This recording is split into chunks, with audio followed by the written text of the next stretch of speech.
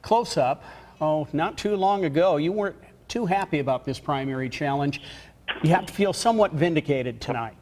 Well, I do feel somewhat vindicated. And the first thing is my deep gratitude to all the people in the 4th District that came out and put their votes up today. And it's kind of a low turnout primary as we expected. And it wasn't that particularly intense, but we decided that we're going to just continue to do the job that I've done. We spent zero money on ads and didn't do anything negative. I more or less said, let my work speak for itself. And my opponent didn't have a single issue that he brought against me, no vote that he disagreed with. But instead, he said the race is about Steve King's likability and effectiveness. And I'll just give him his due on that and accept the results of the referendum that came in tonight. And Congressman King, one of the issues that Senator Bertrand was standing on was that you were not as loyal to the renewable fuel, the RFS, as he is. What are your thoughts there? Well, there was nobody that could name anybody in the United States House of Representatives that's a stronger supporter of renewable fuels. That criticism came out of Bruce Rastetter and Nick Ryan. They're the ones that recruited Rick Bertrand to run against me in this primary. They tried 7 other candidates who told them no. So that's what this is about. This is about the manipulation of the primary process for the personal interests of a couple of people. And I'm sorry that it came out that way. It spent a lot of time and some money on things that could have been put to better use. But it's over, and we can move on to the general election.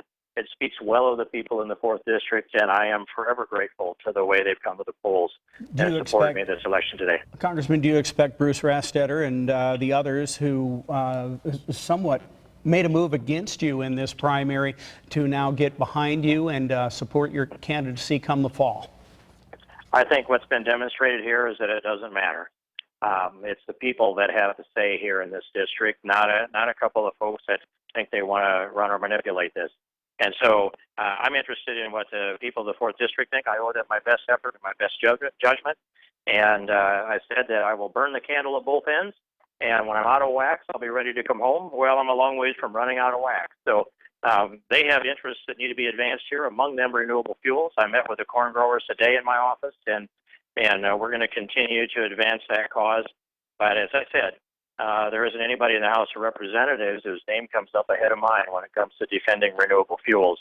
And so they were just wrong, and that's part of the referendum today, too. Okay, Congressman, one other idea that Rick Bertrand did bring up is that he said you don't represent the 4th District from an economic development perspective as well as it should be represented. What do you say to that complaint?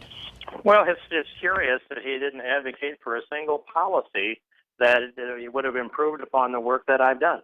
And in 14 years in Congress, you'd think he could find a policy he disagreed with, a vote he disagreed with, or something that should have been done that wasn't done. He came up with 0 on that.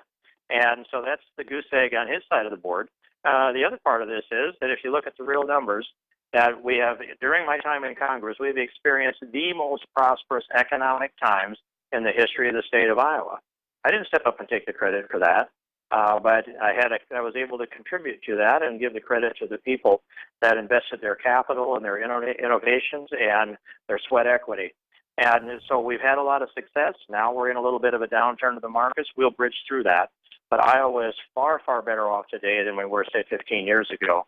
And I'm looking forward to prosperous times in the future. Okay.